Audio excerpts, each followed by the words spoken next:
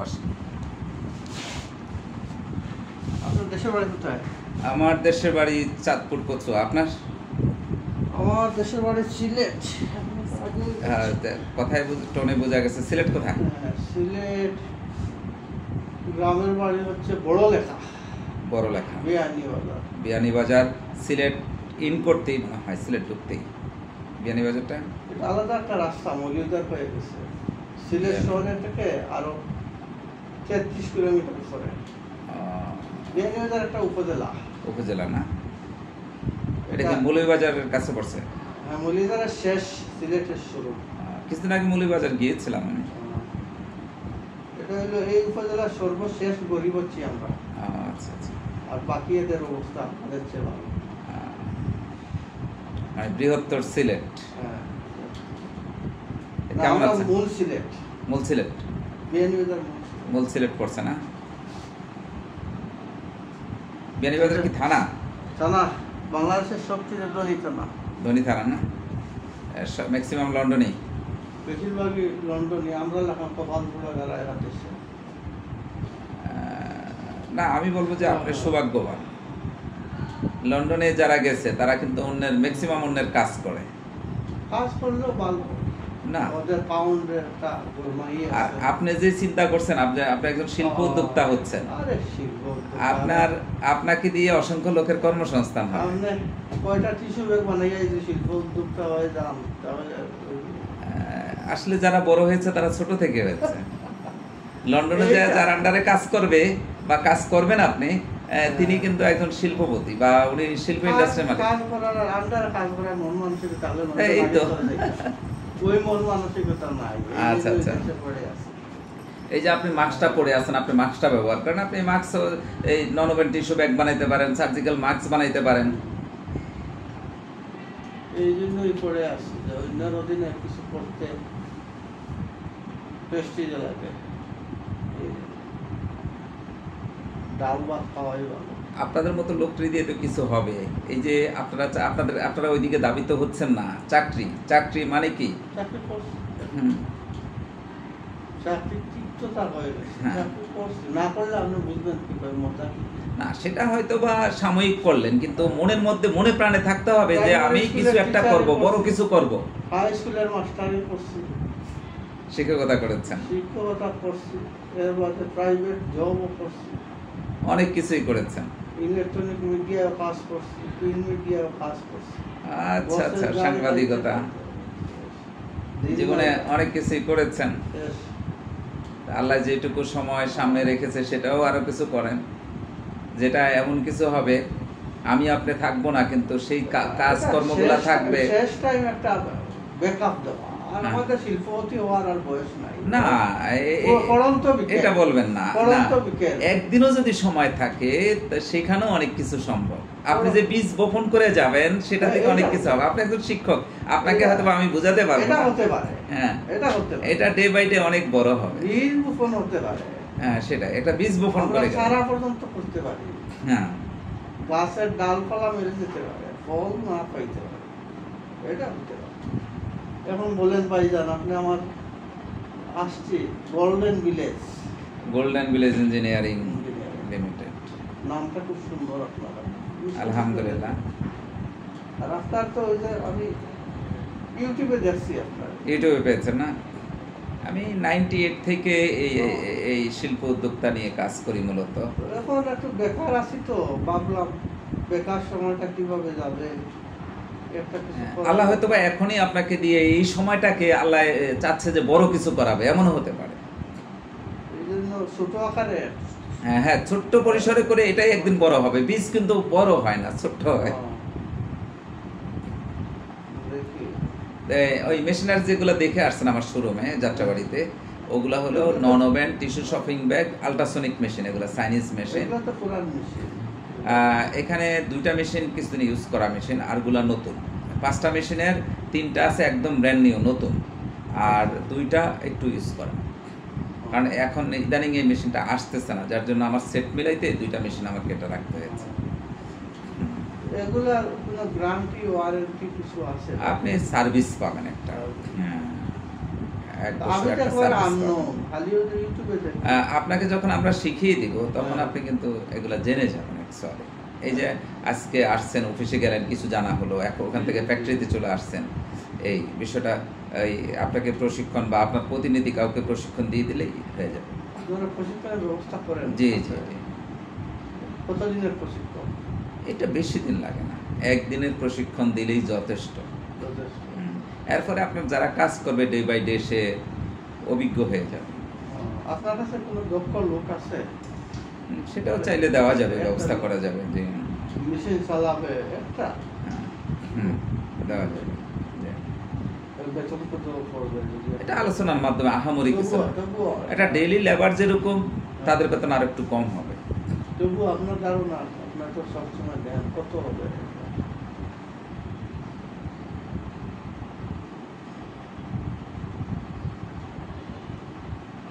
এই 12-13 হাজার টাকা। টাকাটা থাকাটা দিবেন। টাকা দিলে তো অনেক টাকা পড়ে যাবে, টাকাটাই তো আছে। তাহলে টোটাল 15,000 টাকা দিয়ে দেবেন আপনি, থাকা খাওয়া সব ওর নিজের, আপনার এখানে কাজ করে চলে আসবে। 12 থেকে 15-এর মধ্যে হয়ে যাবে, কম বেশি হবে। আপনি আমার একটা লোক দেবেন যে মেশিন টেশিন চালাইতে পারে। দেওয়া যাবে। এই তো কাটিং করতে পারবে, ফিটিং করতে পারবে, সব কিছু করবে। কাটিং ফিটিং সব। জি জি। কয়জন লাগবে এই মেশিন চালাইতে? একজন লোক হইলে হবে, আর হেল্পার যারা একেবারে কিছু ছোটখাটো ছেলে মেয়ে এগুলা এরা করতে পারবে। আচ্ছা, মানে তাহলে 3 জন হলে হবে? হ্যাঁ, 2জন হেল্পার। 2জন বা একজন হেল্পার রাখবেন, প্রথম বেশি রাখবেন। একজন হেল্পার আর একজন জি জি জি জি। ওই একসেপ্ট মেশিনের। হ্যাঁ, অ্যাকসেপ্ট মেশিনের। মেশিনের দাম কত পড়বে আপনার কাছে? মেশিন এটা যেটা একেবারে ব্র্যান্ড নিউ, এটা 3.5 লাখ টাকা। যেহেতু এটা রিকন্ডিশন, এটা আমরা দিচ্ছি 2,95,000 টাকা। কিন্তু এখন এই রমজান উপলক্ষে আমরা একটা ডিসকাউন্ট চলতেছে, সেটাও দিচ্ছি অনলি 2.5 লাখ টাকা। বেশি হয়ে যাবে না, এটা চাইনিজ মেশিন, তো আল্ট্রাসনিক মেশিন। এটা কি অটো? হ্যাঁ, সেমি অটো। এই যে দেখছেন আমার পিছনে মেশিনটা, এটা কিন্তু আহামরি অনেক বড় মেশিনটা, 48 লাখ টাকা এই মেশিনটা। এটা কিসের? এটা সার্জিক্যাল মাস্ক তৈরির অটোমেটিক মেশিন। আর একটা মেশিন দেখলাম এবারে অটো চায় না, ওদিকে ঢুকে ওদিকে বের হয়ে যাচ্ছে, এগুলা কত দাম? ওইটা 38 লাখ টাকা আছে, 27 লাখ টাকা আছে, কম বেশি আছে, আবার আরো বেশি দামের আছে। হ্যাঁ, তো প্রথমে ওগুলা দরকার নেই।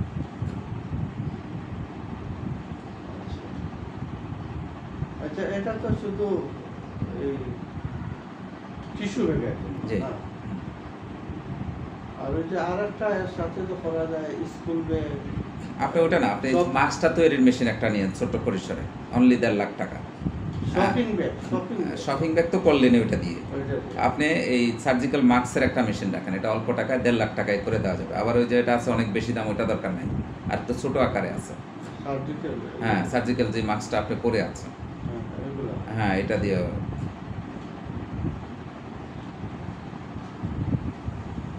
ওখানে 5টা মেশিনের যে আউটপুট পাবেন, এই মেশিনটাও সে আউটপুট পাবেন, ওই পরিমাণ এর চেয়ে লাভবান হবেন আপনি, 2টা মিল লাগাবেন। আমি তো মূলত হচ্ছে আরব লাইনের মানুষ, এখানে ট্রেনিং সেন্টার যদি করি এটা আরো ভালো হয়, আরো ভালো হয়। একটা হলো আপনি এগুলা নিয়ে নিজে উৎপাদন করলেন, আবার ট্রেনিং সেন্টারও রাখলেন, তাহলে কিন্তু 2 দিক দিয়ে আপনার লাভবান হচ্ছেন। এই যে ট্রেনিং এর মাধ্যমে আপনার মালগুলো উৎপাদন হয়ে যাচ্ছে। কিন্তু আমি এনজিও লোক, আমার এটা এনজিও।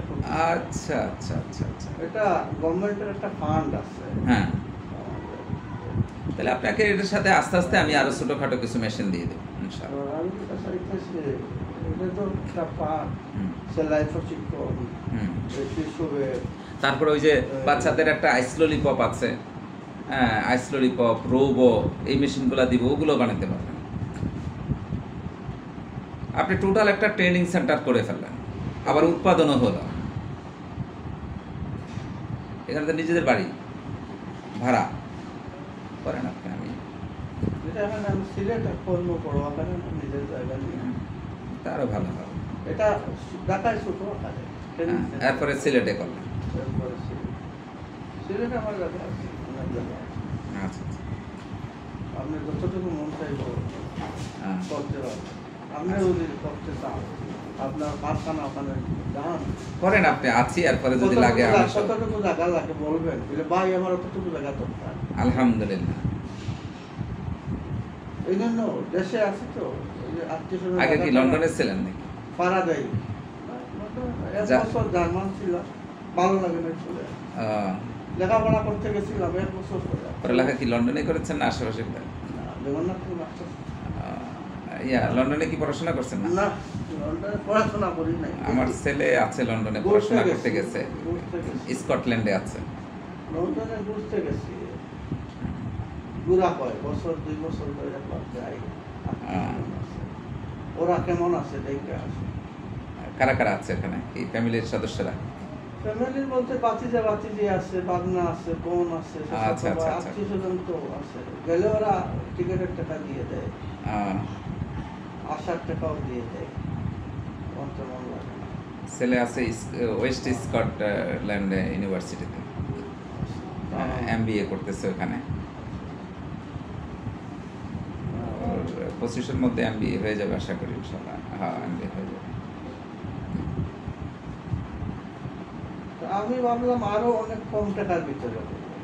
এর চেয়ে আর কম কি করবেন আপনি? মনে হলো যে একটা ট্রেনিং সেন্টার করি, হ্যাঁ, পয়সা বেশি। ইনশাল্লাহ আপনি খুব ভালো চিন্তা করেছেন, কিন্তু এটা দিয়ে বিশাল একটা কর্মযোগ্য আপনি করতে পারবেন। ট্রেনিং সেন্টার করলে তো যে ছেলেটা মতো ট্রেনিং দেওয়ার মতো ক্যাপাসিটিটা থাকতো।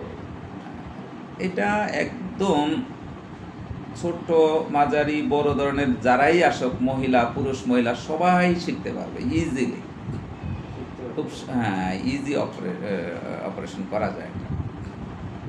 মূলত ট্রেনিং সেন্টার করেন, এতে কিন্তু আপনার উৎপাদন হয়ে গেল। যে মালটা উৎপাদন হলো এটা আপনি সেল করে দেন, এটা চাহিদা আছে অনেক।